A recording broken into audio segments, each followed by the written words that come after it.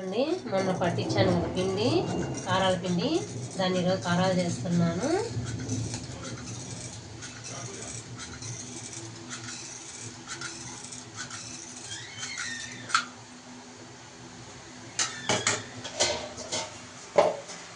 పిండిని ఇలా కలుపుకోవాలి.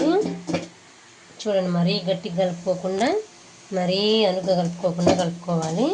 దీంట్లో మనం వేసిన ఇంగ్రీడియంట్స్ వచ్చేసి నువ్వులు, వాము, ఉప్పు, కారం, అంతే అండి.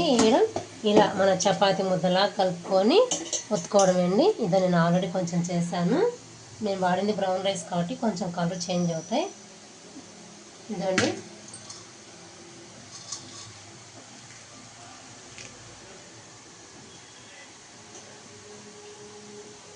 కరకరలాడుతూ స్మూత్గా బాగుంటాయండి. కొంచెం పిండిలో నూనె వేసి కలుపుకోవాలి.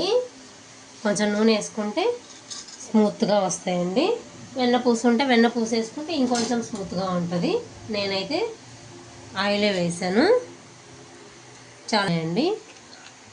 బాయ్ అండి.